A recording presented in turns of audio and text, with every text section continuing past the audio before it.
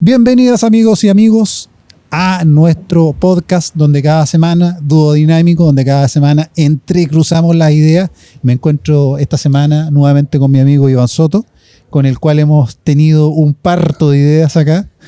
¿Qué tal, Marco? Un gusto saludarte, poder compartir una vez más contigo el micrófono, como ya se está haciendo habitual todos los domingos, ¿cierto? Que sale este programa en YouTube y en las redes sociales, Facebook, Instagram, donde nuestros seguidores pueden compartir ideas y darle me gusta a nuestro programa, ¿cierto? Y que lo compartan tanto como sea posible, así nos apoyan. ¿Qué tenemos en la agenda para esta semana, Marquito? Mira, yo no voy a perder mucho tiempo, pero hay un tema que anda dando vuelta y el principal que vamos a hablar, y lo conversamos, que es la acusación contra el ministro Grau. Vamos a ver qué probabilidades de éxito tiene eso. Es un temazo, Marco, ¿eh? Un temazo, porque la estructura de gobierno, los partidos que componen el bloque de gobierno, ni siquiera ellos tienen consenso en llevar a cabo esta acusación. Tenemos claro que esta es una iniciativa que partió del Partido Nacional Libertario, ¿ya? Pero se sumaron parlamentarios republicanos, parlamentarios del PDG, costó la UDI que se manifestara, pero Renovación Nacional aún está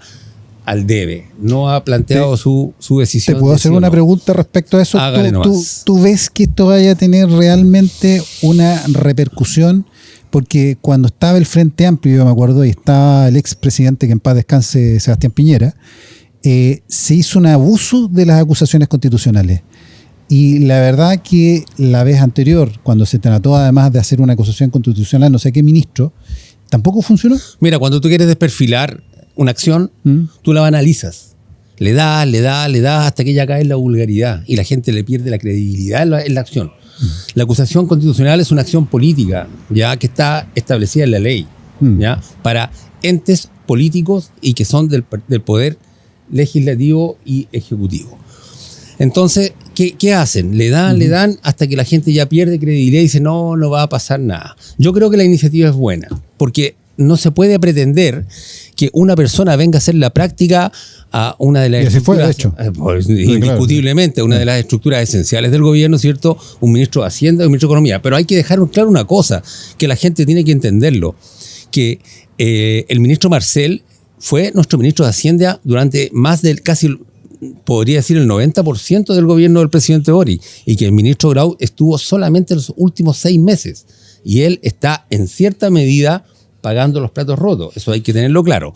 Lo que sí, esto de tergiversar información, manipular información, reacomodar información, eso es algo que no se le puede permitir a ningún gobierno. Entonces el hombre necesariamente tiene que ir y dar cuenta. Ahora, respecto a tu pregunta, si acaso esto va a prosperar o no, mira, partamos de la base que el comité que va a analizar los antecedentes del libelo está compuesto por 5 personas. De los 5, 4 son de oposición al gobierno. ¿Ya? Tenemos a Carlos Bianchi, que es independiente PPD, Alejandro Bernales, liberal, Joana Pérez, que es del Partido Demócratas, Marcelo Hernández, Partido Radical, y solamente Luis Fernando Sánchez, que es del Partido Republicano, que podríamos decir que él va a promover que esta acusación constitucional prospere. Claro. Entonces, yo creo que ya la cuestión partió coja. O sea, ahora, si me preguntas qué va a pasar en las cámaras, bueno, nuestro invitado nos va a poder dar una opinión un poquito más acabada más de cómo va a prosperar esta acusación constitucional. Sí, no, lo que pasa es que yo tengo mis dudas, porque finalmente nunca se ha logrado que estas acusaciones prosperen en el fin y al cabo. Hemos visto casos emblemáticos que las personas que han sido acusadas han salido fortalecidos. Ya tenemos el ejemplo de la ministra Blanco. Oye, el asunto del Senado. Fue una vergüenza, esa cuestión. Una cuestión escandalosa, impresentable y que no resiste ninguna explicación. Realmente y además terminan trabajando en puestos internacionales eternamente forrados. Así se dan las cosas en nuestro país, lamentablemente. Vayamos rápidamente al otro tema, que para que no se nos acabe el tiempo, que es el tema del CAE. El cual yo tengo mucha sensibilidad, fíjate, y me gustaría que lo comentaras tú primero y yo te voy a dar mi opinión con ello. Mira, esto que te voy a decir, yo creo que va a ser compartido por mucha gente. Yo creo que aquí el gobierno está pecando de insensibilidad y le está fallando la estratégica. Yo pienso que el que tiene una deuda tiene la obligación moral de pagarla. Partamos de esa base. Tiene la obligación de pagarla. Ahora, ¿cómo se debe hacer? El fondo es indiscutible, pero la forma yo creo que ahí estamos pecando. Y esto está adoleciendo del mismo mal que lo que fue cuando se reestructuró el MEPCO. Que se dejó y se le transfirió en un 100% el ajuste a la ciudadanía. Yo creo que acá estamos cayendo en el mismo mal. El gobierno está pecando de insensibilidad. Mira, no por menos, son 16.000 millones de dólares, más o menos la deuda. Era una deuda impagable la que colocó el... ¿De qué estamos hablando? No, la deuda del CAE. Sí, pero si los bancos acá hicieron el negocio del siglo, viejo. O sea, es que hay dos cosas. Yo pienso que a los jóvenes, que yo pienso que aquí se les estafó. Ya se les estafó al ofrecer carreras, en general a un sistema universitario, que no iban a contar además con la acreditación en muchos casos, y además una disponibilidad del mercado laboral. Y además viene con un ministro que es completamente insensible. O sea, esa es mi opinión. O sea, no puede decir que tiene que llegar y pagar y no ve los casos que hay, porque hay gente que tenía convenios de pago e inmediatamente poco menos que le están embargando la casa. Yo creo que el ministro... Hay una falta de... Con todo respeto, increíble. Señor ministro, yo creo que usted está siendo sanguinario. Realmente tiene que entender que usted está tratando con personas, en primer lugar. Está tratando con necesidades de familia. No está atacando a una sola persona. Partimos de la base diciendo que las deudas se pagan. Ahora, ¿cómo vamos a pagar? Busquemos la forma. ¿Cierto? Tenemos que entender también que esto fue un compromiso que nació durante el gobierno del presidente Lagos. Eso partió al inicio, después hubo que bajar los intereses. Por supuesto, y acuérdate que los bancos, si el deudor del CAE no paga, el banco le endosa la deuda al gobierno. Exacto. Entonces, es como ¿qué hicieron los bancos? Se quedaron con las deudas de las carreras que eran más favorables. Medicina, ingeniería civil, mayor rentabilidad social. Mayor rentabilidad, que tenían un mercado que era cautivo e infinito. Y las demás carreras automáticamente se las endosaban al gobierno. Entonces el Estado adquirió una deuda que ya realmente alcanzó niveles insostenibles, hay que decirlo. O sea, estamos hablando casi como un cuarto del PIB. O sea, no del PIB, perdón. No es menor la deuda. Del gasto público. Y acá también no podemos dejar pasar que uno de los responsables de esto y que en este momento se está ufanando y que está martillando al gobierno con este mismo argumento, ¿cierto? Es el presidente Boric.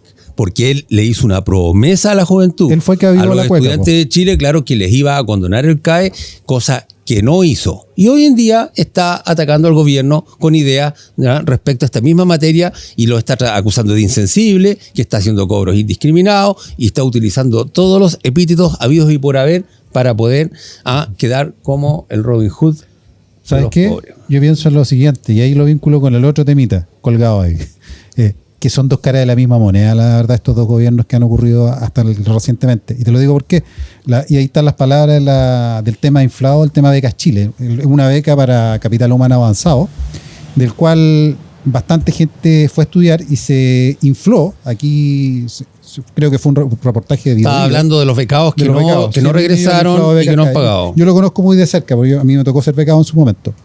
Yo cumplí, llegué al país todavía hace 10 años acá en el país, y la verdad que efectivamente hay muchos casos en que no es que la persona caiga en un incumplimiento, sino que es tanto el grado de desorden que tiene el sistema antiguamente que era CONICYT y después pasó a ser ANID, que te pierden los papeles. Los becarios que regresaron tienen que estar tratando de que por favor le cierren la beca y te llega un decreto. Por fortuna me llegó un decreto de cierre. Imagínate, yo estaría en una especie de limbo deudor. Y ese es el otro de los grandes problemas. O sea, en ciencia, que estamos como un 0,3% del PIB más o menos, ni siquiera hay un compromiso de este gobierno, bueno, el otro era peor, digamos, de poder incrementar esa cifra, es decir, tener centros de investigación, que es lo que deberíamos tener. Sí, las cosas, ¿sabes qué pasa, Marco? Es un chanterío. Sí, grande, absolutamente. ¿Sabes qué pasa? Que las cosas acá no van de la mano. ¿Ya? Se hacen esfuerzos para especializar, para perfeccionar a nuestros profesionales. Chile en este momento está en una condición de exportar profesionales y tenemos muchos. ¿Sí? Hay muchos ingenieros que en su vida van a poder ejercer como tal. ¿Entiendes? Bueno, en todo caso, entonces acá, si no están los espacios para poder desarrollarse profesionalmente, malamente van a poder devolverle al fisco el dinero que se le prestó. No, de ninguna manera. Y ahora con los avances de la inteligencia artificial, menos todavía. Los magísteres están a la vuelta de la esquina. Oye, sí, es cosa de pagar. Sí, a ver, ¿quién gana plata con los programas de magíster? Las instituciones que los ofrecen. Definitivamente, yo creo que eso, mira, con las acreditaciones y todo eso se está tratando de normalizar, ¿cierto? Y establecer bases de trabajo estándar, pero aún así hay mucho. Y eso hay que frenarlo en algún momento. Sí, así es. Oye, te voy a llevar al otro tema para seguir. Tú querías hablar de un tema que era relativo al programa o plan de reconstrucción y lo que vinculabas dentro de las promesas de gobierno. Y ese era... Sí, he escuchado la opinión de distintos especialistas, escuché al senador Flores, ya. He escuchado también, he puesto atención a otros podcasts en la materia y todos coinciden en lo mismo, que el gobierno no está dando el ancho en esa materia, que las promesas de gobierno que hizo no van a poder ser concretadas. El gobierno está actuando como un caballo de carrera, está pensando solamente en los niveles financieros, ¿cierto? En la salud financiera del gobierno, del país, y esas cosas no van a poder ser alcanzadas. Ya lo que era el 2030 ya no va a ser. ¿Entiendes? Y lo dijeron ampliamente. Entonces, yo creo que, mira, ¿tú te acuerdas cuando José Antonio Kast postuló a la presidencia en su primer gobierno, que su proyecto de gobierno se lo hicieron pedazos y tuvo que retrotraerlo y reestudiarlo y reevaluarlo porque sencillamente no era factible? Bueno, hoy día yo creo que cayeron en lo mismo, pero en el nivel de las promesas. ¿Ya? Y en ese afán de ser eficiente en materia financiera, de mejorar la salud financiera fiscal, yo creo que estamos cayendo en todo este tipo de insensibilidades que necesariamente se le están transfiriendo a la ciudadanía. Y yo creo que ahí el gobierno tiene que sentarse, tiene que repensar, reevaluar y planificar nuevamente, porque está haciendo un mal negocio realmente, ¿ya? Un mal negocio en ese sentido. Está mostrando irresponsabilidad social.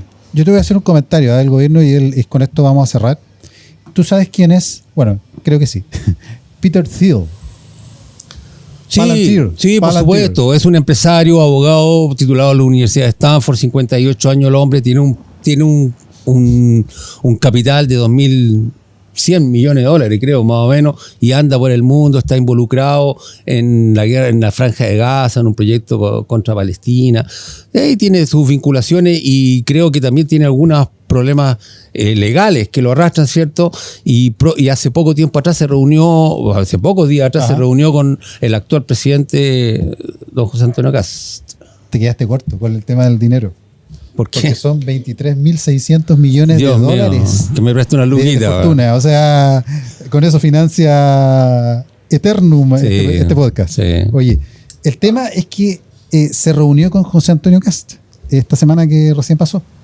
¿Y por qué es tan polémico que se haya reunido con el presidente? Digamos? Él puede reunirse con quien él estime conveniente. Cuéntame, Marco, ¿de qué se trata? Lo que pasa es que Peter Thiel es considerado, incluso está marcado una especie de lista negra. No estoy dando una cosa muy, muy exagerada, pero he sido fuertemente criticado incluso por el Vaticano, por todo tipo de teorías conspiracionistas. El tipo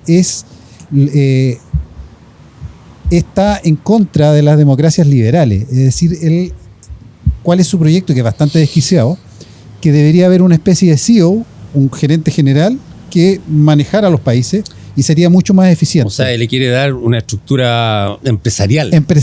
Claro. Y todo gobernado por tecnología. Por eso algunos lo han hecho comparable a un tecnofascismo. Yo creo que algo se podrá rescatar de eso en medida de optimización de producción. Pero el tipo es inteligente. Estamos hablando de administrar seres humanos. Sí. La actividad productiva, quizás. El tipo además se pone a hacer unas conferencias sobre el anticristo. O sea, pero ya es una cosa, pero de desquiciado. Bueno, la pregunta que nos tenemos que hacer es si podemos tomarlo en serio o no. Yo creo que como inversionista en ciertas áreas podría ser. ¿Sí? O sea, si ese fue el objeto, pero lamentablemente no sabemos veamos qué va a pasar con esa conversación y nos está quedando muy poco tiempo. Te quiero hacer una pregunta. Dígame. Que yo creo que debimos haberlo tocado en este podcast, y es el asunto de la apertura de las cuentas corrientes del secreto bancario. ¿Ya? Yo pienso, y esto es una opinión personal que voy a transmitir, yo pienso que la ley en este momento, para investigar cualquier cuenta fraudulenta, existen los instrumentos legales para poder abrir el secreto bancario en ese aspecto.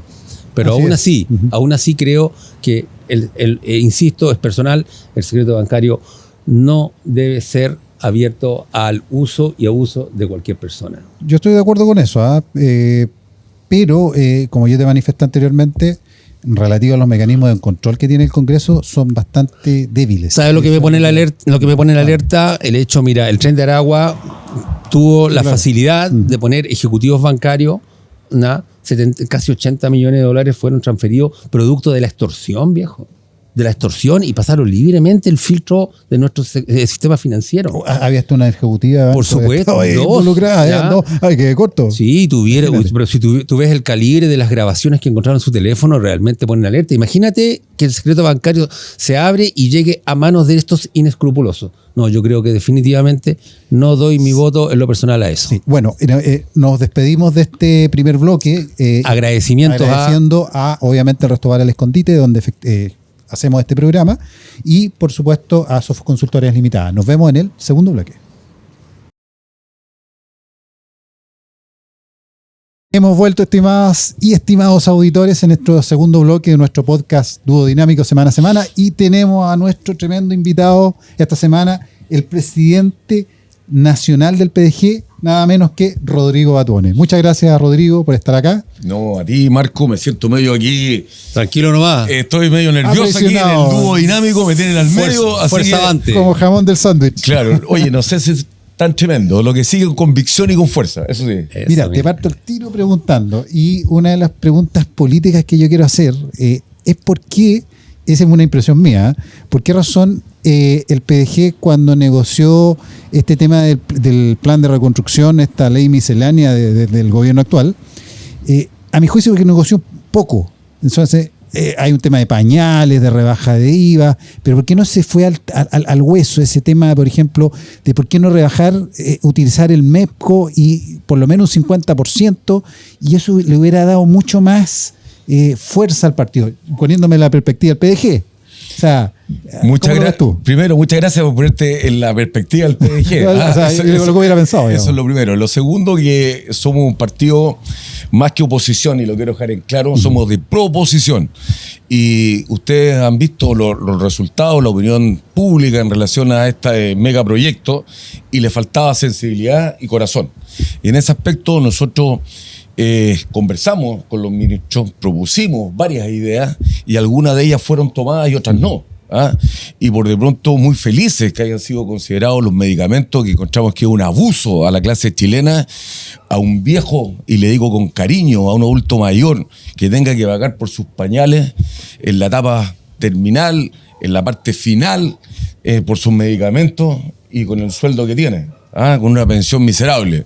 De tal manera que hemos logrado algo que llega al corazón de esta reforma, pero lo más importante, y no te olvides, que estamos hablando de la idea de legislar. Aquí es un procedimiento, ahora está en la fase del Senado para ver si se aprueba la idea de legislar, y bajo ese punto de vista todavía queda mucho paño por cortar. Estamos en la idea de legislar, y hay algunos, como el Partido Comunista, Frente Amplio, que ya antes de poner la ley en la mesa, ya acusación constitucional, ahora poniendo condiciones. Bueno, ¿y cuándo nos ponemos de acuerdo? ¿Cuándo debatimos? ¿Cuándo mejoramos el proyecto? O sea, eso no es oposición, eso es ir en contra del país. Yo comparto lo que tú dices, porque tu partido en la última elección se compuso de una manera muy heterogénea. Ya hay representantes de diversos estamentos políticos que en otrora estuvieron con otro partido representando en el Congreso, y hoy en día ellos hicieron, bueno, en todo momento ellos hicieron levantaron una bandera muy alta respecto a la dignidad, ¿ya? Y que en este momento estén manipulando y jugando con la idea de legislar en cosas que son tan sensibles, que atacan de una manera tan directa a la gente mayor de este país, realmente no resiste ninguna explicación. Está fuera de todo contexto. Yo creo que ahí tienen que ponerse la mano al corazón y actuar con responsabilidad y ser consecuentes con su idea política. Mira, dejemos ese tema porque te quiero llevar a las internas de tu partido. ¿Ya? Tú eres hoy día presidente del Partido de la Gente, pero en estricto rigor tú ya debiste haber dejado ese cargo, pero tú postulaste también a presidente con una lista. El tribunal de tu partido declaró nula las elecciones de la nueva directiva nacional del PDG, y quiero entender por qué sucedió eso, qué fue lo que realmente chocó, que no le dio fluidez a la estructura partidaria que tú representas. Bueno, los partidos políticos es una Es complejo. Tú cuando formas un partido político con la diferente institucionalidad que tiene un partido político, Tribunal Supremo, Consejo General, directivas regionales, tribunales regionales, lo hace ser complejo. El poder incluso ir a elecciones también no son financiadas por el CERVEL, de tal manera que sean autofinanciadas por el partido. Entonces tiene una serie de complejidades. A nosotros nos encantaría que esas elecciones fueran digitales y te da la posibilidad incluso de que haya una mayor participación. Sin embargo, es por voto en la urna y lo hace ser más complejo.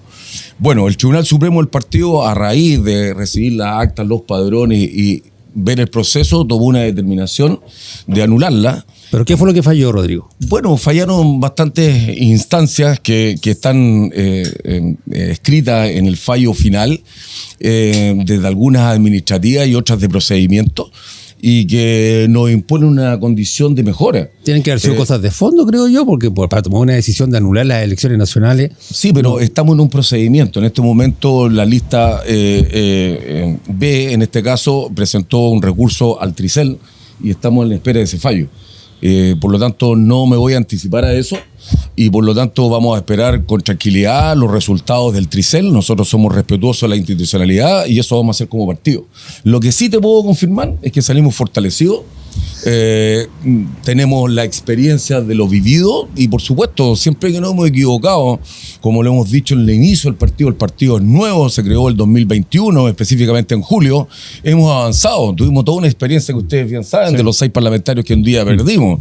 Hoy en día me alegra mucho conducir un partido como el Partido de la Gente, el segundo partido más votado en Chile en la última elección, un partido con más de 43.000 militantes, un partido paritario, el único paritario, con 7 mujeres fuertes que tenemos. Además te quiero señalar, porque también es importante decir, somos la 4ª fuerza política y hoy, por supuesto, estamos en un escenario importante en lo que está aconteciendo en el país. Para que no parezca propaganda política, porque te levantaste la bandera muy en alto, te voy a seguir acorralando con unas pocas preguntas. A ustedes se les acusa, no se les acusa. Te lo tengo que decir, ¿sabes por qué? Porque muchos años nos ningunearon como partido. No solamente los medios de comunicación, también las encuestas. Y tenemos un candidato hoy. Y un saludo a Franco Parisi, que está en Antofagasta recorriendo el país, no solo en campaña, y haciendo ver los problemas de la clase media emergente y emprendedores. Te agradezco que hayas tocado ese punto porque hacia allá van a orientar las dos preguntas que tengo. Una, a tu partido se le acusa de tener ambigüedad ideológica y también de que Franco Parisi tiene un exceso de protagonismo que le resta valor en esencia a lo que es la estructura partidaria. ¿Es así o no es así? No, en absoluto.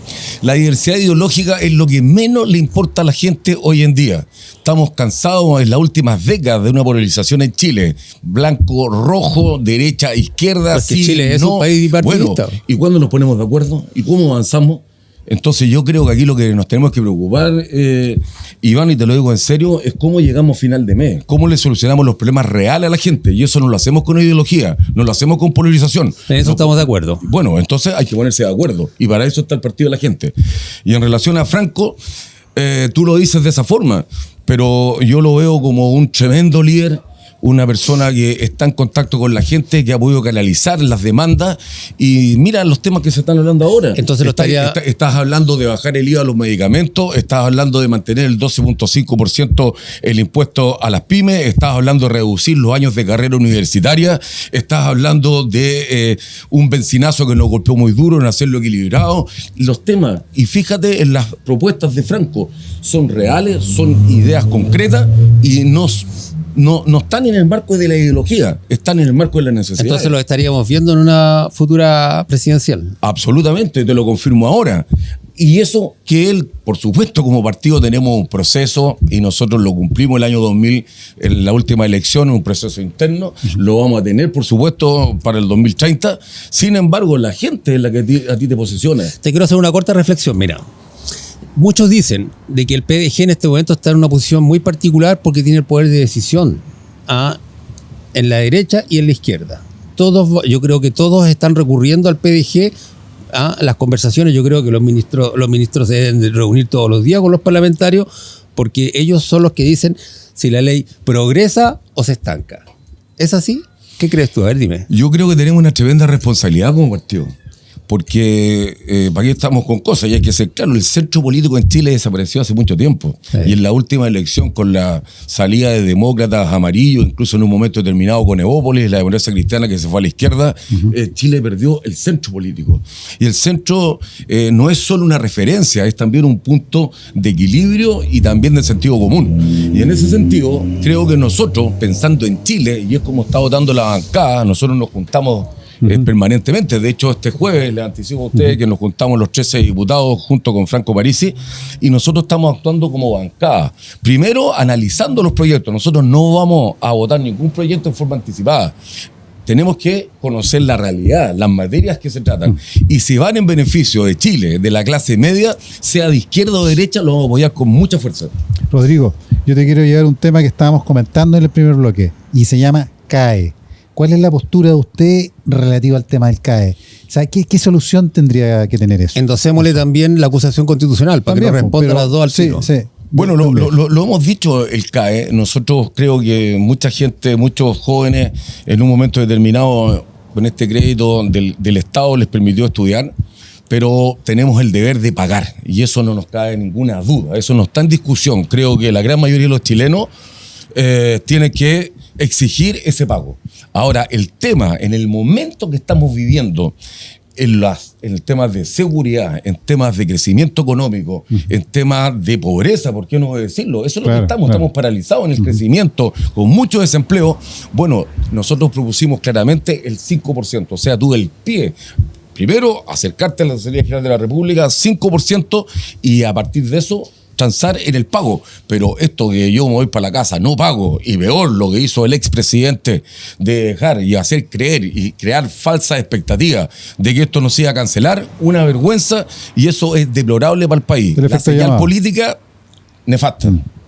Sí, está bien, pero el tema es que esos casos yo lo comentamos en el primer bloque, que habían casos que ya tenían un convenio y aún así Tesorería General igualmente le llegó y cobró todo el sueldo. Bueno, por eso que yo creo que esto también nos da, si ahora estamos en el siglo XXI, yo creo que hay tanta tecnología, las capacidades de puestos internos, yo creo que aquí tenemos que transitar por más tecnología. Y de partida damos el mensaje a los diputados, porque si hay una vergüenza es que diputados con sueldo que tienen y dietas parlamentarias no sean capaces de pagar el CAE y ponerse al día. Entonces hay que partir por casa, tuviste el Consejo de Defensa del Estado, los sueldos que tienen los ejecutivos, todas las plantas ejecutivas de la empresa del Estado. Entonces, mínimo que se pongan al día en el CAE. Eso da rabia. Y a la gente, a la clase media, a la gente que le cuesta llegar a final de mes, es reírse en su propia cara. Es una vergüenza. Mira, Rodrigo, aprovechando que estamos en el fragor del combate, te quiero llevar a un problema local. Y que el ministro Poduje, ¿cierto?, demolió muchas casas en el Olivar, un lugar que tú y yo hemos visitado mucho, hemos conversado con la gente, estamos interiorizados en su problema habitacional. ¿Y qué opinas tú respecto a lo que hizo el ministro? ¿Estuvo bien que llegara y demoliera sin haber puesto una solución en la mesa que facilitara temporalmente cierto lugar de residencia? Bueno, yo la verdad que ese tema a mí me golpea profundamente. A mí me da un poquito de rabia. Y me golpea porque tras de ese macabro incendio que vivimos acá en Viña del Mar, hay muchas personas, y parto por la familia por esa muerte, por esos abuelos, por esa mamá, por ese hijo que murió en la calle como en Villa Independencia. Nos centramos en el Olivar, pero ¿qué pasa con Monte Sinaí y otros lugares de la comuna que se vieron afectadas? Y que no fueron la responsabilidad de ellos, fueron quemados con un Estado que no reaccionó a tiempo. Sin embargo, llevamos años en este problema. Indudablemente que yo me imagino a esa persona que ha sufrido mucho y que está en la casa lista por entregar y va a recibir y le dicen que se va a demoler, debe ser impactante. Por eso que creo que las autoridades, aparte de producir todo esto de los procedimientos, deben de tener empatía. Yo creo que es gente que ha sufrido mucho. Ahora, yo ahí te quiero proponer dos cosas, porque el tema de la permisología es grave. Tú sabes que para construir no es llegar y detener los fondos, ojalá fuera eso. Entonces tú tenés que ver el terreno, estudiar el terreno, si es toma, no es toma, si tenía derecho de propiedad. Después del terreno, las licitaciones. ¿Cuánto te demoráis tú en una licitación? Después la constructora. Entonces tenemos una serie de inconvenientes que tú en menos de 2 años tú no construyes. Entonces hemos visto obras paralizadas, ahora demoliciones. Yo creo que allí tú tienes que hacer un grupo, y ojalá el ministro Iván Pouge, quien conozco, concentre, más allá del Servio, el municipio, aquí hay que reunir un grupo, concentrarse, pasar, creo yo, ir un paso más adelante de la estructura actual, porque si no, tú no avanzas. Y esa gente sigue sufriendo, y otro invierno el que estamos viviendo. Entonces, eso es un tema que hay que solucionar. Y el tema de la empatía, yo creo que hay que estar con ellos. Creo que tenemos convergencia de ideas en ese aspecto, Rodrigo. Acá este gobierno puede tener muy buenas ideas, porque no creo que esté pensando en hacer el daño, pero sí le falta sensibilidad. Y tener un poquito el sentir social, no está llegando en esa esencia a la gente. Sí, pero también hemos visto, y hay que ser justo, que por lo menos se están tomando acciones. Porque lo que vimos el año pasado eran puras promesas. Totalmente de acuerdo. Y con delegados normados, con sueldos millonarios, avanzamos. Con ministras de Estado aquí en la zona, con un objetivo. La ministra en terreno. La ministra en terreno, ¿y qué pasó? Salió arrancando. Puras promesas. Entonces, aquí nos llegamos en que el Servio, en que el municipio, en que la autoridad, en que el ministro. ¿Y qué pasa con la gente? En la calle sin construir. Yo estuve en el Olivar la última vez, me dio, la verdad, mucha angustia, mucha pena, hay mucha desolación, y empatizo con esa familia. Yo totalmente empatizo también con esa familia, pero creo que el ministro está haciendo un buen trabajo, sí, pero tienen que tener, si va a poner una medida tan estricta de demoler una casa porque tiene... Hay que buscar una medida paliativa. Por supuesto, mire, vaya y arriende hasta que la casa esté lista, una cosa Exactamente. así. Sí. Bueno, yo creo que ya vamos concluyendo, o sea, ya concluimos. Oye, yo estaba precalentando. Sí, bueno, no queremos abusar del tiempo y los dejamos invitados. Primero que nada, agradecemos a Restobar El Escondite y además a Sofos Consultores Limitada, y los dejamos invitados para un nuevo podcast la otra semana aquí en Dúo Dinámico. Muchas gracias. Agradecemos a Rodrigo su presencia. Marco, Iván, un placer de estar, y cuando quieran aquí estamos. Y el próximo podcast va a ser más largo. Pero esa es la revancha. Gracias.